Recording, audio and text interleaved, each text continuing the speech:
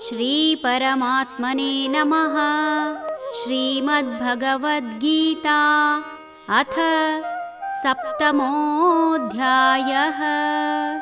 ಜ್ಞಾನವಿಜ್ಞಾನಯೋಗಃ. ತೇಷಾಂ ಜ್ಞಾನಿ ನಿತ್ಯಯುಕ್ತಃ ಏಕಭಕ್ತಿರ್ವಿಶಿಷ್ಯತೆ. ಪ್ರಿಯೋ ಹಿ ಜ್ಞಾನಿನೋತ್ಯರ್ಥಂ ಅಹಂ ಸ ಚ ಮಮ ಪ್ರಿಯಃ. ಅವರಲ್ಲಿ ಜ್ಞಾನಿಯು ಶ್ರೇಷ್ಠನು, ಅವನು ನನ್ನಿಂದ ದೂರವಾಗುವುದಿಲ್ಲ. ಅವನ ಭಕ್ತಿ ಅನನ್ಯವಾದುದು. ಅವನು ನನಗೆ ಪರಮಪ್ರಿಯನು, ಅವನಿಗೆ ನಾನು ಪ್ರಾಣಪ್ರಿಯನು. ಜಗತ್ತಿನಲ್ಲಿ ಜ್ಞಾನಕ್ಕೆ ಗೌರವ ಸಿಕ್ಕಷ್ಟು ಬೇರಾವುದಕ್ಕೂ ಸಿಗಲು ಸಾಧ್ಯವಿಲ್ಲ.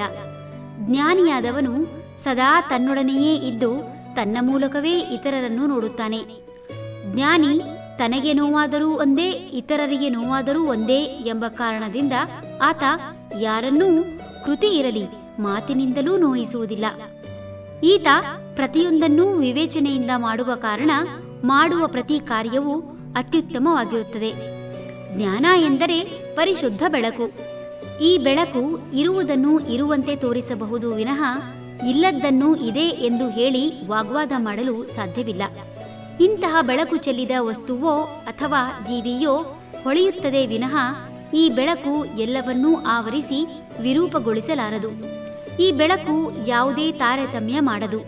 ಈ ಬೆಳಕು ಕೊಳಚೆಯ ಮೇಲೆ ಬಿದ್ದರೂ ಕೊಳಕನ್ನು ಅಂಟಿಸಿಕೊಳ್ಳುವುದಿಲ್ಲ, ಅಥವಾ ಯಾವುದೇ ಸುಗಂಧಾದಿಗಳ ಮೇಲೆ ಬಿದ್ದರೂ ಸುಗಂಧ ಅಂಟಿಕೊಳ್ಳುವುದಿಲ್ಲ. ಪೂರ್ಣ ಜ್ಞಾನಿಯಾಗಲು ತ್ರಿಗುಣವನ್ನು ಮೀರಿ ಚಿತ್ತ ನಿವೃತ್ತಿಯಿಂದ ಪರಿಶುದ್ಧ ಬೆಳಕಿನ ರೂಪವೇ ಆಗಬೇಕು. ಈ ಕಾರಣದಿಂದ ಜ್ಞಾನಿಯಾದವನು ತನಗೆ ಪ್ರಿಯರಾದವನು ಎನ್ನುತ್ತಿದ್ದಾನೆ ಭಗವಂತ. ಹರಿ ಓಂ.